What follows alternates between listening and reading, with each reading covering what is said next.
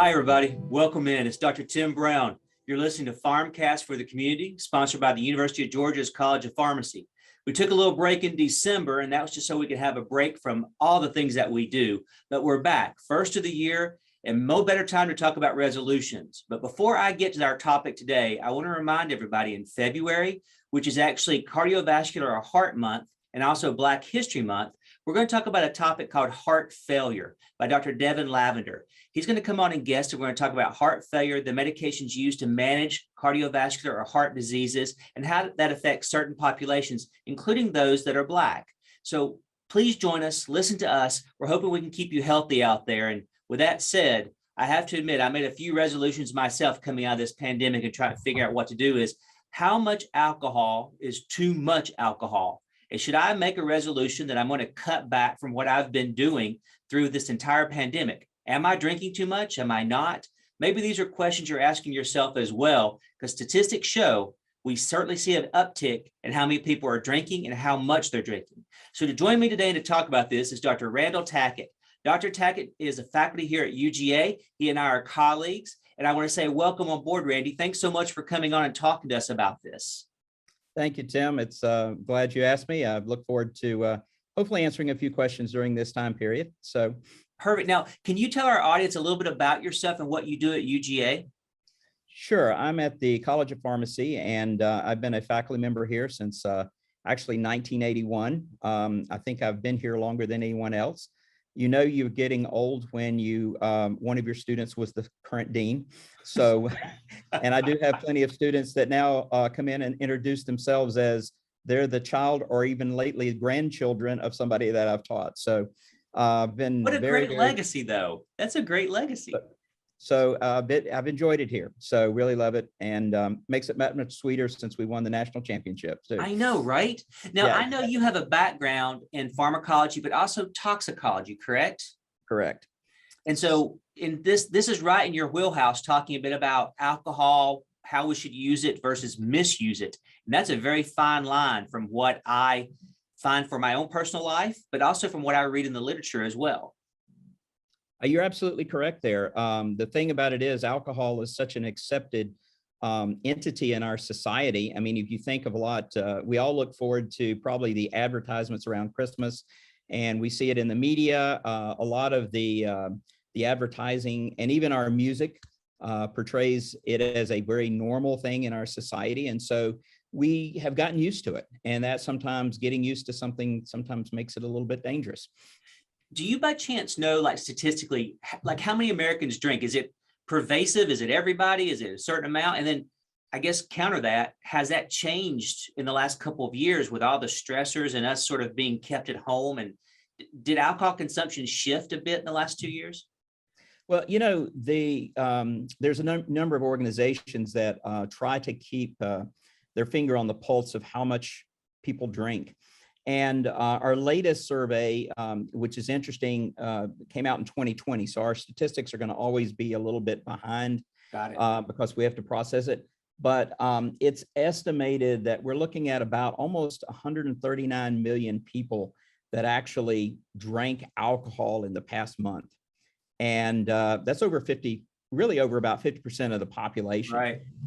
And so that sometimes doesn't surprise people because I think people are used to people drinking alcohol, especially around the holidays. Sure. It's a very, integral part of people's celebration and things like that. And but what we are starting to do is to start breaking it down and saying, okay, these people that are drinking, yes, they've drinking, but what are the consequences of it? So one of the things that we find, though, in looking at those statistics is the concerning thing is 50% roughly of the people drank. That we're looking at people that are 12 or older. So we're not.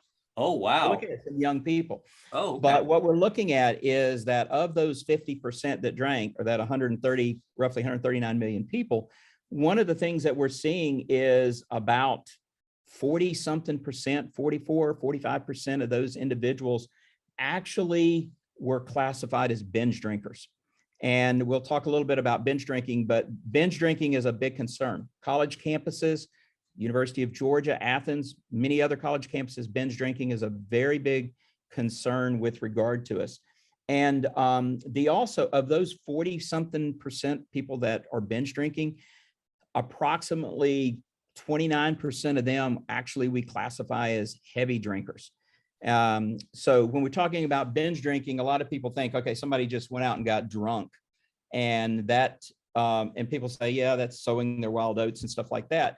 But binge drinking is a little bit more than that. And then, of course, the other issue is we always have, you know, when you talk to people about drinking, how do they classify themselves as, you know, whether they are Sure. a light drinker, social drinker, whatever. But another important thing that you brought up was, how did the pandemic change it?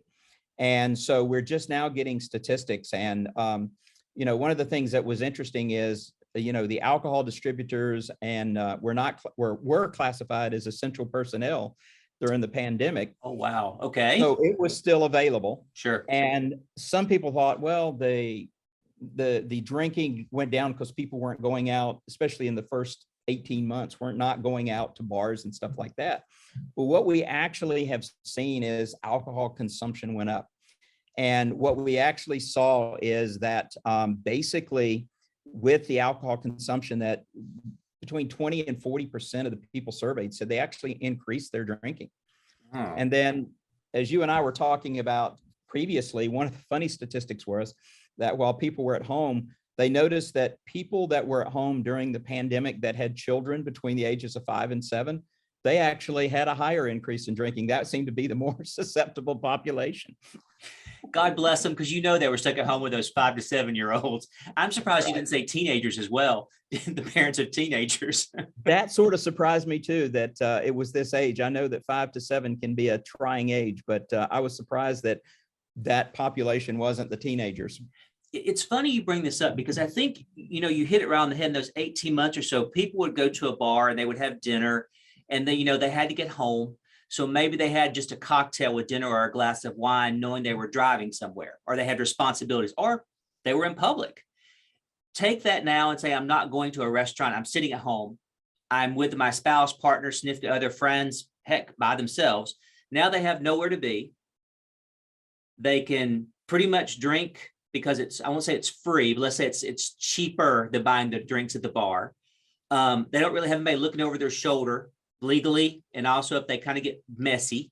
So all those things changed a bit. So I'm not surprised that people drank more, because you could take it behind closed doors. And don't get me wrong, I don't want to call it hiding it, but let's just say there was no one there to keep you honest. You mentioned binge drinking, light drinking, moderate drinking, heavy drinking. I guess the question is whether I'm sitting at home or I'm at a bar or a restaurant, are those definitions the same no matter what? I'm assuming they are. You're absolutely right. When we're talking about binge drinking, literally what we're looking at is that someone would drink amount of alcohol that would get their blood alcohol above a 0.08. Most people know that the legal limit for drinking is 0.08. And I'd like to make this statement here before I go further, is I think, you know, the listeners need to be aware that you can be charged for drunk driving and public intoxication at below a 0.08. So right. If you're 0.08, you're pretty much going to get charged, but that's another consequence. But when we look at, you know, individuals with binge drinking, we're looking at, with males, typically you're looking at consuming 5 or more drinks in one sitting, right? That's the term binge. Like I'm sitting still for one, let's call it 7 p.m. to 11 p.m. Correct. I'm a guy. How much would I have to drink to be defined as I'm binge drinking on that night? So typically what you're looking at is really in a 2-hour period is typically you're drinking 5 drinks. And if you're a girl, you're looking at 4 drinks. But that brings up a very important thing, because how do we define a drink? Okay. So, you know, if I'm going out to a bar, restaurant, or whatever, my definition of drinks is I order a glass of wine, that's considered a drink. I order a cocktail, that to me is considered a drink. Same. But when we look at it, it depends on how much alcohol is actually present. And so, for example, I go order, and let's say I have a beer, 12-ounce typical beer is going to have about 5% of alcohol. That's considered about 1 drink. But, you know, what's very popular right now? Craft beers. Those craft beers, a 12 Have ounce, way more, right? exactly. Or if I get a tall boy, or one of the Australian beers, which they, often promote, that is actually more alcohol. If I get a glass of wine, my server brings me a glass. Typically a drink, a glass of wine is going to be roughly about 5 ounces, but we've probably all been at places where that, depending on the wine glass, they don't weigh, the bartender doesn't measure out 5 ounces. They pretty much will, pour you a glass that's 3/4, or so. So you may actually get more. And then with cocktails, a lot of people think if I go out, they're going to under pour. But I mean, I've literally had individuals that have had a cocktail such as a sea breeze or something like that, that's been equivalent to 3 drinks. But to them, that's been 1 drink. So it's not just the number, it's how much alcohol you put in there.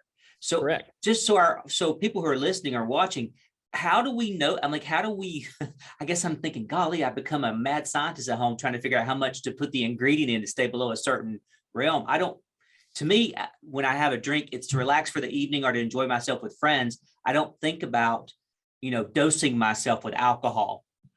So what should people be looking for? How should they drink healthier? I don't even know if that's a way to say that. Maybe smarter, drink smarter. Okay, smarter. All right, I'll go with that. The issue is typically these drinks are based upon roughly about a little more than a half an ounce of pure alcohol. Okay. And so, and actually there's been studies that have demonstrated with people thinking they drank this amount, and they've measured their blood alcohol. And for example, with a 12-ounce regular beer, people were pretty much right on, fairly close, I'd say within a drink of what they thought they drank, probably less than that. When we start, and with straight shots, they were almost right on, because Okay. I mean, you're measuring out, Sure. a shot. Where we saw the big difference, surprisingly, was wine, because again, depending on the wine glass, and nobody really measures out 4 to 5 ounces. Yeah. And, but you have seen, because of some legal issues, you have seen, for example, certain restaurants have put their logo on their wine glasses, which gives the bartender where to pour on that logo. Measure. Yeah. Exactly. We did that. I used to bartend when I was getting through school. So yes, I did exactly that. I eyeballed where it should cut off as a glass of wine. Yeah. And then the other one is the, with regard to mixed drinks, and that, most people, if they're mixing their own drink, they're not going to get necessarily a shot glass out and measure it. They sort of pour in, that looks like it. So the point becomes is, what we typically try to tell people is generally this, as far as smart drinking is, for the students, we typically state, if you're going to drink on a daily basis, you should never have more than 2 drinks. So that would be like 2 12-ounce beers. Okay. Or maybe 2 glasses of wines with at least an hour between the drink. Okay. And what if it's liquor? Would it be like just a shot glass in each of the mixed cocktails or whatever, separated by an hour? Okay. Correct. Got it. If you are, I think I said, if you don't drink daily, it's no more. Yeah. If you drink daily, no more than 2. Got it. If you're not drinking daily, some people say don't drink more than 3. So they usually call this the 3-2-1 sort of rule. Okay. So it's really, the issue becomes that it's limiting, but also we also know that a lot of people get used to what they're drinking. So they know, for example, if I go out to get a craft beer, I know that it's going to be a little bit high without even looking at the alcohol. I know that it's going to be higher than what I would see in a regular beer. Sure. So I know to probably not drink more than 1. And of course, the other thing we always tell people is be very careful when you go to certain bar drinks. There was one bar close by, not here in Athens, but not too far from here, that was pushing what they call the paramedic, that had equivalent to almost 9 drinks in it. Holy cow. So, bars have been put under a lot more scrutiny. Sure. From a standpoint because of the legal aspects of it. So bars have gotten a little bit more cognizant of what they're serving and how often they're serving. Which makes perfect sense. I think when I was doing this as a bartender, we were held to a certain standard about how much we pour and who we pour it for and how often we poured somebody. I think the other question that, Randy, that hits me, you talked a bit about binge, you talked a bit about daily drinkers versus non-daily, but what about, I always hear this, I'm a heavy drinker, a moderate drinker, light drinker. Are there definitions that go along with those classifications? There are, and a lot of people don't aware of it. And we've added another one, high intensity drinker. Oh, wow. Okay. That just scares me. Okay, go ahead. Yeah, exactly. But when we look at the, if you look at what a physician would consider, literally they're talking about a light drinker having about a drink per day. They actually have it like 1.2 drinks. A moderate drinker is about 2, and then 3 or more is usually considered a heavy drinker. And when we see these individuals that are what we call high intensity drinkers, they are drinking, for example, 2 to 3 times the binge drinking. Think about that. So if I'm a male, I'm drinking 10 drinks per day. Okay. And I have literally, since I've been since I've been here and been doing work with alcohol and drugs and things like that, the highest person that I've dealt with, I knew of a student that was drinking 23 beers a day. And that was what he was, that was his standard. And of course, that was very expensive and put him at a very high risk. I think that, as we talk about this, I think the other thing to sort of discuss, though, is, there was a study out, I don't know, maybe a decade ago that said a few alcohols every day, a few drinks here or there, it's perfectly healthy. Actually, it's recommended. It's healthy for you. So, we've talked a bit about heavy, moderate, high intensity, low. I think we would all agree that if you're in the heavy to high intensity area, you might be thinking of having an issue of misuse of alcohol. Let's just call it what it is.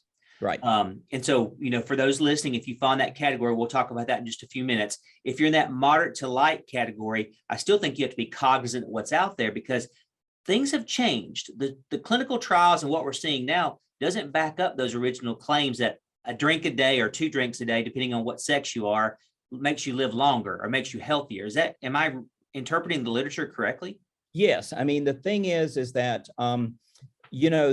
when this first came out, specifically, people were saying if you have a glass of wine per day, that's healthy. And I do know that some people said, well, it helps me relax. And then they also took the information that alcohol causes your blood vessels to dilate, which would lower your blood pressure and maybe improve your cholesterol. And so it's interesting because the American Heart Association, their recommendation is that there are some data that suggest, and again, some of this data we have to be careful with because the media gets hold with it, just like what we've seen with COVID. And they take a little bit of a fact and they really expound upon it. And so they and it doesn't apply to everybody. Like that one fact doesn't apply to everybody listening to this podcast. Yeah. Exactly. Somebody that has liver disease, kidney disease, somebody that has alcoholism in their family would be a big concern. So what the American Heart Association, their recommendations are, basically, no more than about a drink per day. And again, when we say drink, we're looking at standard drink. And, but their bottom line says that if you're not drinking, then don't start drinking for the health benefits. So, but there is some data that with some drink, with people that have been drinking, that a drink, roughly no more than a drink per day, could potentially decrease their risk of recurrent heart attacks and that's men and women, right? So they grouped it together. Right. Okay. And stroke. So a drink per day, like a 12-ounce beer, a traditional glass of wine, 4 ounces. Right. Or a shot of some liquor in a mixer, a cocktail, highball, whatever you're using. That's considered 1 drink per day, or those right. levels. Okay. Making sure I understand. And then I think the other thing to talk about, and you brought this up really beautifully, that those numbers I just gave you don't apply to everybody. They're like a universal, but if you're somebody with a family history of alcohol misuse, or let's say you're somebody that's going through liver cancer or something else, your numbers may be different than someone that doesn't have those things in their history or their medical history, right? Exactly. And not only that, but you have to also consider We know that there are certain things that put us at a higher risk for impairment. Even drinking a certain amount of alcohol, even if we stay within that. So if we're taking other drugs that may interact with that. That's a good point. Sometimes the drugs may not directly interact, but they may affect our liver, which may decrease our ability to break down the alcohol. And that can be, and then you and I had a brief discussion too, certain conditions like, for example, when we were talking about this earlier, for example, people with GI bypass or the banding, is that can change potentially how your body reacts to the alcohol. That's good. So if you've had gastric bypass, banding, or any kind of anti-obesity surgeries, that changes the way you do things.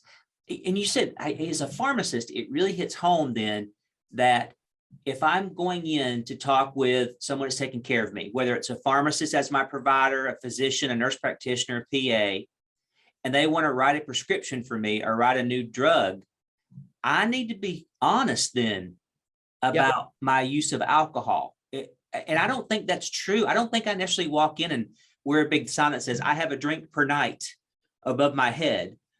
Do you find that many people are transparent about how much they drink?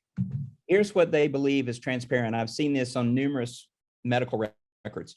So I say, Tim, what you're drinking, your response is going to be, I drink socially. What does socially mean? Socially could be when my frat party or when my office party is having a Christmas party.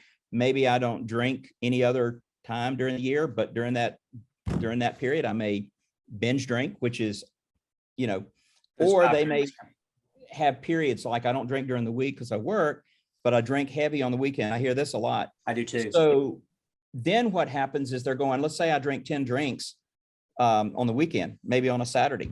And they say, well, you say you drink socially. How many drinks per week? So what I tell you is, well, I drink about 1 per day. That's a big difference than sitting down and drinking 10. And so, one of the things that we see is the common things, and you see these in ads: drink responsibly, drink in moderation. How do you define that? Yeah. I'll tell you how I've had people define it to me. What is responsibly? I drink that I don't get a DUI. That just may mean I didn't get caught. Okay. Right. Drinking responsibly. Sometimes people with alcohol use disorder, they put rules on it so that they are. So I don't drink before 5 o'clock. That's responsible to me. So the transparency issue is you need to let the doctor know, literally, I might go in and I might say, I have a couple of glasses of wine per week. A follow-up question would be, is this, how many per day? Or how often do you drink per day? But people are reluctant sometimes to even ask that question, even health professionals, because one of the things that I do see is sometimes you or I have a family member that's drinking. Right. The idea is that we may be reluctant to ask the question. If I don't know, it ain't happening. It's interesting you bring that up because I just recently in October went for my annual, get together with my primary care physician. And one of the questions was, do you smoke? Do you wear your seatbelt? Do you have a firearm in your house?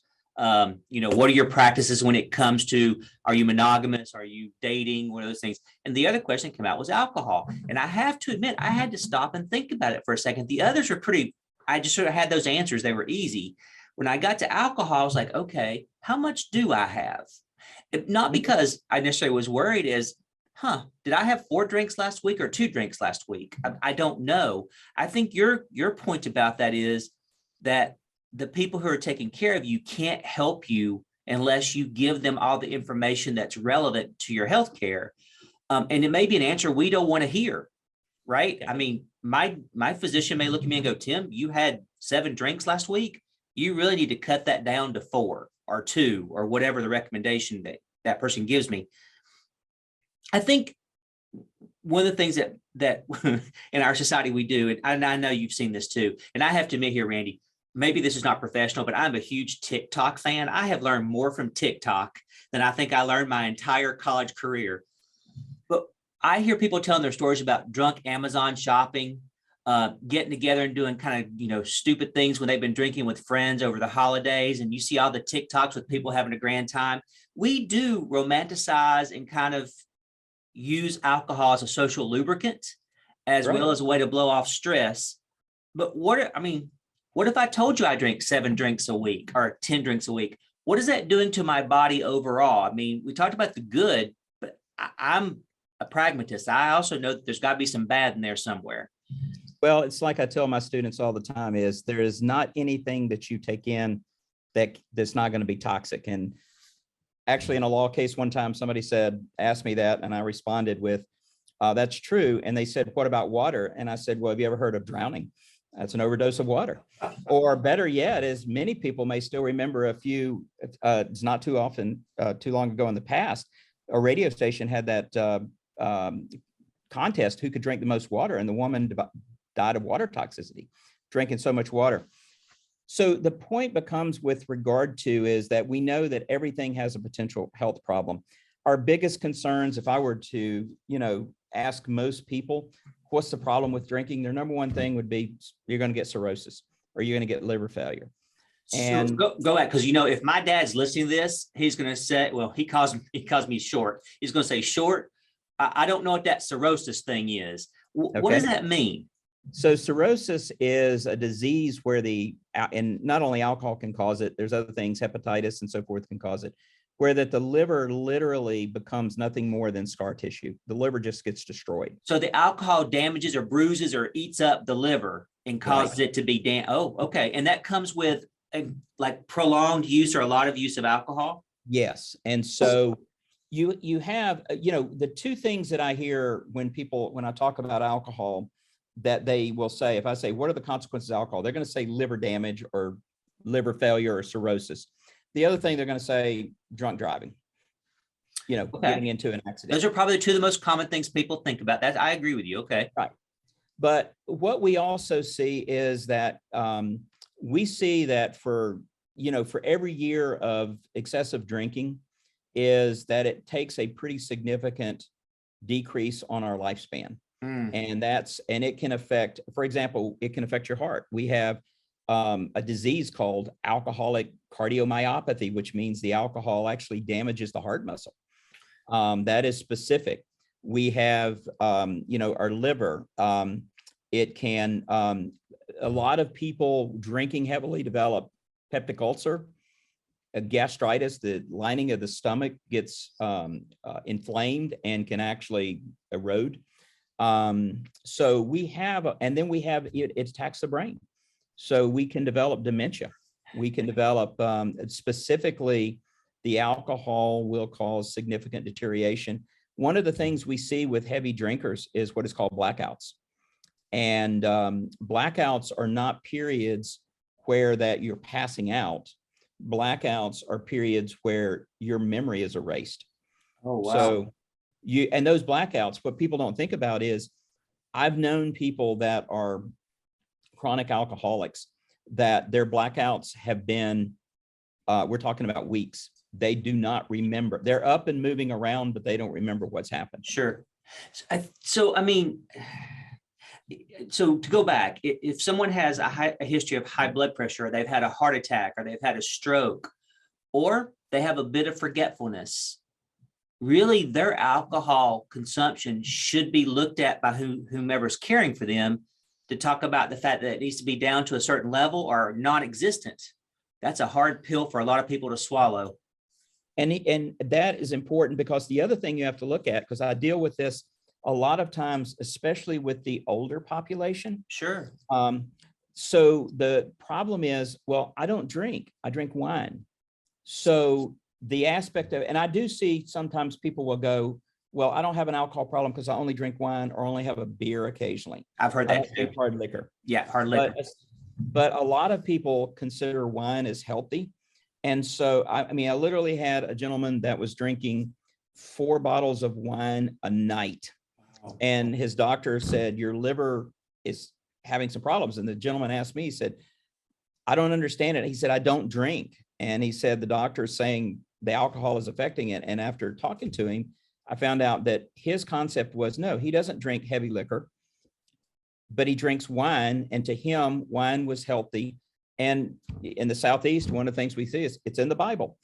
So, so Right. people sometimes think that wine doesn't have its bad aspects. I think so. For me, what I'm hearing is, number one, drink in moderation by the definition you gave us earlier about how we should be drinking. It's 2 drinks a night separated by an hour for everybody.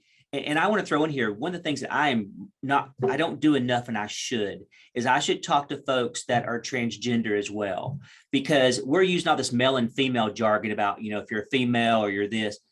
When you're dealing with folks that were born a male, for example, but live life as a female, they are a female, that's who they are, that's who they identify as, which rule do they have to follow? I mean, to me, that will be confusing as heck. So if we look at things that can change your level of impairment. So let's say that you normally drink 2 beers. Okay. And it gives you a blood alcohol of, say, 0.04, 0.05. Okay. There are things that you may do that can, even though your blood alcohol doesn't change, the impairment is greater. So it's going to have a greater effect on you. Okay. So specifically in males versus females, one of the big issues physiologically that we deal with is alcohol distributes in the water component of your body. And what we see is females have less water, which means people that were born female have more water. Okay, got it. Have less water. I'm sorry, have less water. Okay, got it. Right. So which means the alcohol distributes in the tissues, it's not going to have enough to distribute in that water. That is one of the reasons why women tend to get impaired at a lower level and for longer, is because of that physiological difference. Now, with your case where that if someone transitions, okay, and during that transition phase, I don't think we have any data that would say specifically. I can't find anything, because I'm trying to take care and talk about this with my medical students, and it's difficult to find good data. But for those that are transgender, I don't want them to feel left out in this discussion. Right. But those that have transitioned, we may be more like the female, especially with hormonals and maybe surgeries where that the body water may be changed. My rule, I would say, with these individuals that are in this various stage is, when we're looking at this, I would err on the side of drinking less. So if I was supposedly say I could drink 2 drinks per day, I would be looking at drinking 1. If anything, I think the safer component is going to be that the 1 drink per day, or the lower drink on the female side, would be the safest component to go with, realizing that even 1 drink, there is no completely safe level of alcohol consumption. I think you just hit the nail on the head right there. I think a lot of people go, well, I drink in moderation, because that's what you hear people say. And I'm having a hard time with that, because I don't know what moderation is. So what you just said is, there's no safe level of alcohol that I need to sort of watch and minimize my use to the bare minimum, or don't use at all. That's not going to go well with our audience, right? Because everybody wants to have a drink every now and then. But I think your point is, drink smart. Yes. Know your limits, know what's there, know your history. Holy cow, the people that we've brought up. As we come to the conclusion of this, I always ask our guests to sort of sum up in 3 pearls what we've talked about. And we've covered a lot. So are there 3 tips that you can leave our audience with, sort of to make them think about their alcohol and how they're using it and how it relates to their health?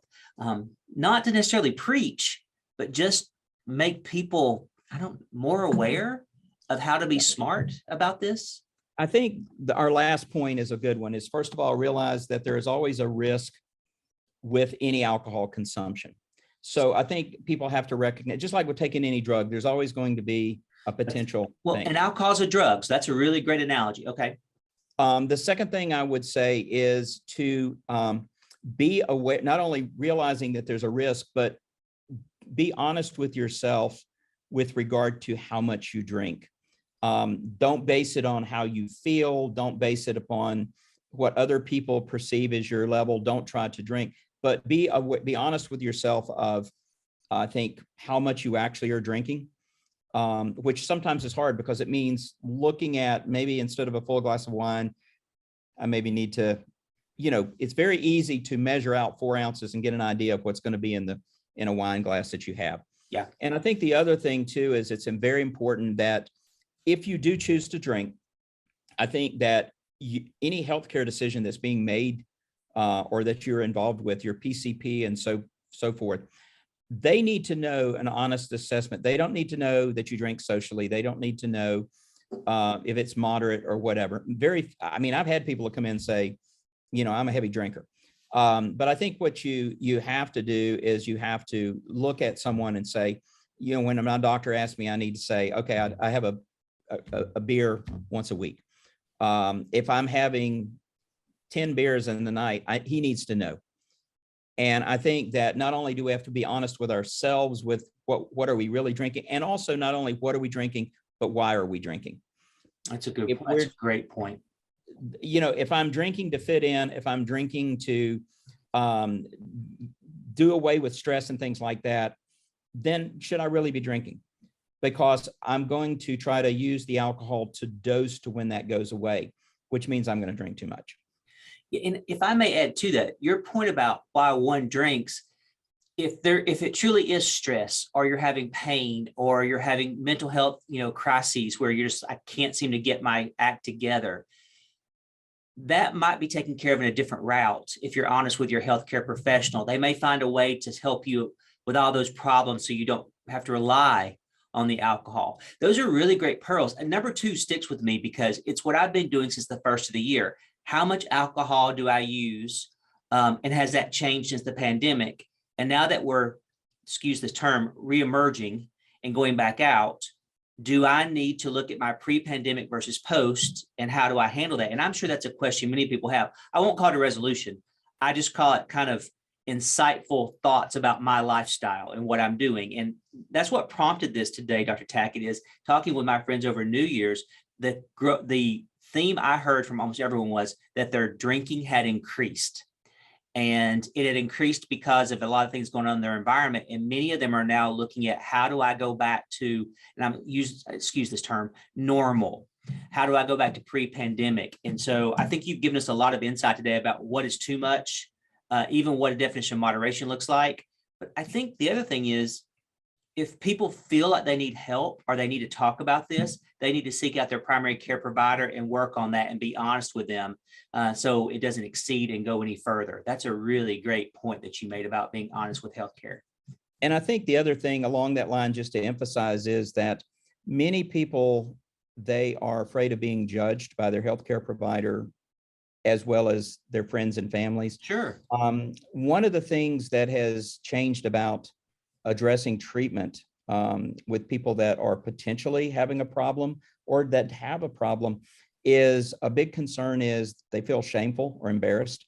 And one of the things is that most of our treatment modalities today are looking at this as a disease process, or as not a weakness in character, not that someone is morally corrupt or, has loose morals, or is, years ago, it was like, you don't have an alcohol problem, just, suck it up and deal with it. And I think that we have, I think a lot of people that go to treatment, one of the things, and even having discussions when maybe they don't need specific treatment, but that early discussion has them reflect upon what you and I have talked about today is, what am I drinking? How much am I drinking? And, why am I drinking? And maybe it's simple counseling. I think your point well taken. We've come a long way from this point of pointing fingers. 139 million, is that what you said? People drink. Yep. So for someone to feel as though they're being judged is inappropriate in the healthcare system. And I'm always this big proponent of, if you feel that's the case, find yourself a new provider. I'm never one to mince words about that. I'm sorry. It just doesn't work for me if somebody's not there to help me. Dr. Tackett, thank you so much for joining us. It has been a really great conversation. I think one that's timely for not only the new year, but for everything we've all been through the past couple of years. So I do appreciate it. For those listening in, thank you so much. I want to remind you in February, we're going to be talking about heart failure, which sounds like a god-awful topic, but we're going to talk about how to mend that heart. And since February is cardiovascular month, that makes perfect sense with Valentine's Day. But we're also going to talk about how that impacts folks that are Black, how it affects different populations, and how we can work to keep everyone healthy. Until then, I'm Dr. Tim Brown. You've been listening to PharmCast for the Community, sponsored by University of Georgia's College of Pharmacy. All I can say to all of you is go in good health, and I wish you all the best. Thanks so much, everyone.